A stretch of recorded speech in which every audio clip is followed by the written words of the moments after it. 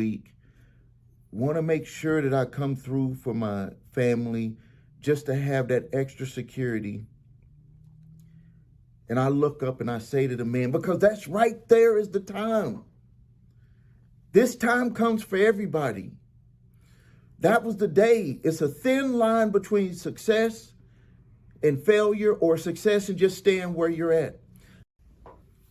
Hey, what's up, everybody? Stephen A. Williams, president and founder, Blue Book MKE, and Let's Level Up Your Business 5-Day Challenge. In this video, I'm going to talk about the psychological effects on yourself trying to do your business or trying to get promoted with your company. I'm going to tell you something that personally happened to me. So it's like we're friends, we're sitting at the table, we're sitting at lunch, and we're just talking, and you're just asking me some questions because you're thinking about making a move in your life, either a career choice or maybe you're looking at starting your own business. So I'm going to talk about it from two different experiences that I had. First, when I got out of the United States Army, I worked at a local college. I was a security guard. I was the age of 20, had just turned 20, and that was a job that I had got. It was back in 1990, and one of the things that I've always done when I worked somewhere, and I haven't worked at many places, but when I worked somewhere, I tried to be the best. Like, it didn't matter the pay, whatever, because I always have in my mind that when I'm the boss, if I was working for a company, if I'm the boss, I want to set the example. So if I got promoted, that people would want to listen and follow me. And when I worked that security guard job, even though it was for a short period of time, I did what it took to get promoted, even though it was like 6 months that I had worked it, or a little more than 6 months, but that I worked that job and I got promoted. I did what it took to get promoted. And then I had started my small business, my wife and I. And so the lesson with the first story, which was very short, is that no matter what you're doing, no matter what you're earning at your job right now, you have to practice doing it to the best of your ability. And only you know that. Like, some of the times people say, well, I want to get a grade, like someone grade me and do this, to tell me how I'm doing my job. You know if you're doing your job the right way. Like, if I got to tell an employee that they're doing their job the right way, I understand that we got to do that. It's a different time, and I understand that we do have to do that. We got to support our employees, and we got to encourage them. But also on the flip side is that the employee knows if they're doing their job. They know, especially now with the cell phones and all that stuff, you know if you're being productive and doing your job. And bosses look at that. And I think that when I was working that job, they looked at that and they promoted me, even though I was only 20 years old. They promoted me at that job to be over people that were older than me. Now, let's go to the next phase in my life, which I started. My wife and I started our business when we were in 20. And then by the time I was 21 years old, that business was making enough money, even though it wasn't a lot of money. It was like 36 grand a year, but I was barely making any money as a security guard. So when we started making some money, and it was just me and my wife doing everything, I was able to make the decision to quit my job. But something had happened. So we had got a contract that was $2 grand per week. So we were like, we're on our way. We already got what we have with the 36,000 a year when we average it out, and now we got a contract with a grocery store that's $2 grand a week to perform a service for them. We were like, we're on our way. We're rich. All of this stuff, and so to go back a little bit, it took a lot of brain power for me to quit that job, even though I was making more from my business. It took a lot of brain power for me to quit the job. What overrode the fear of quitting the job was, number one, my wife and my best friend at the time said, "You're crazy. You need to quit your job." That was like the voices. But then on the other side is that we had got that huge contract, so it was $2,000 a week plus what we had already built. So I'm 21 years old. We got this under control. We're growing, 2 kids, married. We're on our way. And then a month later, the company canceled the $2,000 a week contract. They just outright canceled it. No real reason. We were performing. I mean, we were doing everything that we were asked to do. They canceled it. So I got scared, and I went to a mall, a local mall in our area. It's called Regency Mall in Racine, Wisconsin. And I went and applied for a security guard job. And because I was just like, I got to have something to kind of hold on to while I'm doing this business. And the way that I did my business when we started, I was working third shift, 8 to 4 in the morning. And then I would sleep a couple hours, and then we would do our business throughout the day. So it was like the perfect situation. So I was like, well, I'll just go and find another security guard job just to make sure to have that security.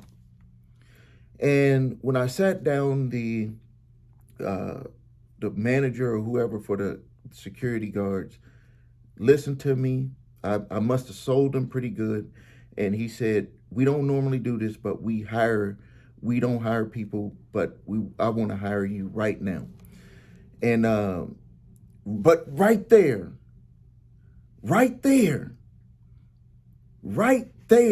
was the decision.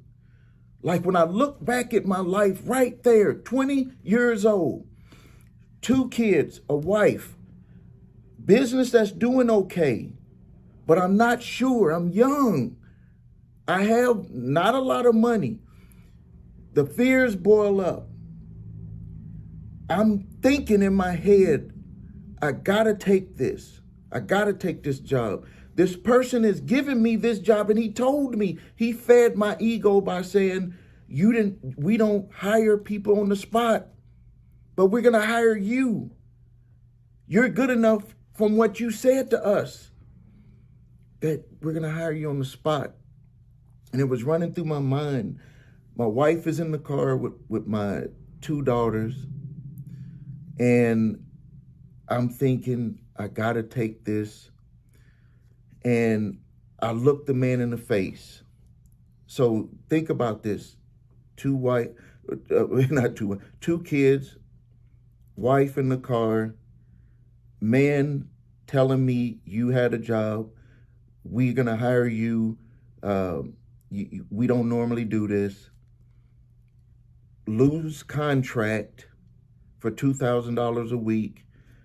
Want to make sure that I come through for my family, just to have that extra security. And I look up and I say to the man, because that's right there is the time. This time comes for everybody. That was the day. It's a thin line between success and failure, or success and just staying where you're at. I made the decision, and I looked that man right in his face and I said, "Sir, I apologize for wasting your time." It's like I can remember this. I can see this person's face. "Sir, I apologize for wasting your time." I started my business, and something happened. I didn't explain about what happened. I just said something happened. I got scared, but I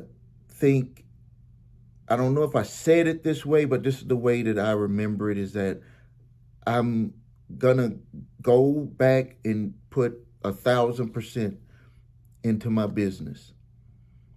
And I apologized again for wasting his time. And I got up, walked out, went out to the car, told my wife I didn't take the job. And she looked at me and she didn't say nothing. And she didn't, no mad, no emotions, no nothing. And we just went on. And I'm telling you, That was the day that I became a multimillionaire. I became a multimillionaire before I had the money in my bank account, before I had the buildings, before I had the real estate, before I had 100 and something employees, before I had all of the experiences. That was the day. Our brain plays games on us. And what if I didn't take control of my thoughts, control of my mind, and have focus on what I wanted? What decision could I have made? Not to say that I couldn't have made it later. I'm just saying that right there.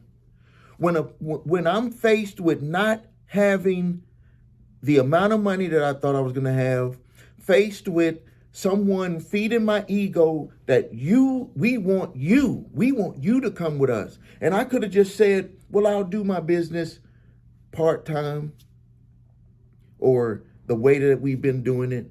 But no, I said to that man, I know I did say this, that I'm going to put 1,000%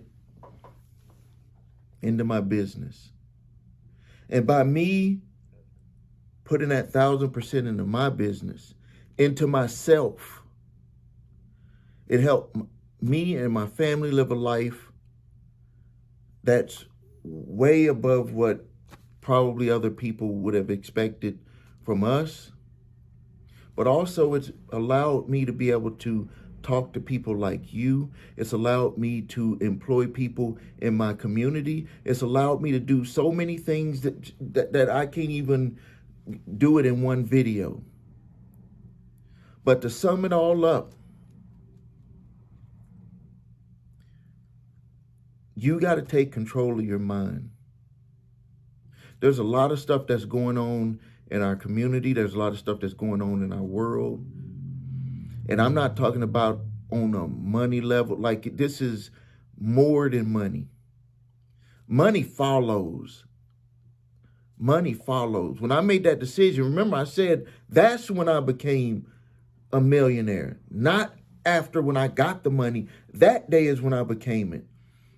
And if there's anything that you want to change in your life, the day that you change it is the day that you make full decision. It doesn't matter what you're trying to do. The day that you become that person, it will materialize later. And I wish I could tell you how fast. Don't worry about that. Become that person today. This is what I do intentionally. I don't play around with this. When I talk to people, I tell them I do this intentionally. I don't play around with becoming who I believe I should be. I don't play around with it. I don't go to an event. I don't go in front of my workers and pretend to be someone that I'm not. I tell myself who I want to be, how I want to be, what I want to have, what I want to do, and I decide on it. And those are the things that I want to do. I go out and I do them intentionally. And when you do stuff and you start to think that way, you take control of your life. You take control of your reality. You take control of your power. You are in full control of you, your life, not other people. You can't make anyone do anything that they don't want to do. And let me give you another thing. Anyone that you do not like, anyone who you might have some type of jealousy for, or someone, maybe you're an employer and there's issues with you and a certain employee, you should look at that employee as successful. See them being successful, and it will do one of two things. It will either change the environment for that individual, and I am here to testify to that. There's been employees that for some reason we were clashing, and I just said, I'm going to take it upon myself, and I see you as successful. And I tell them that every day. I see you as successful, and even on the days I don't tell them, I see them in my mind doing their task and being successful. And it'll do one of two things. It'll either make them start to react that way. I don't know how it does it. Maybe it's universe, maybe it's vibes, whatever. That person starts to change, or that person will not change, and they will be seeing themselves out of the door. And most of the time, they will take themselves out of the door. And I'm not going to elaborate too much on that because, being an employer, I got to sit in those unemployment, what I forgot what they call them, mediations. I won't elaborate too much on that, but people will take themselves out. You employers understand what I mean by that, and even you as an employee, you probably understand what I mean by that. So I just wanted to get that out there for you. Enjoy your day. Make it intentional. This is Stephen A. Williams, president and founder of Blue Book MKE, and let's level up your business 5-day challenge.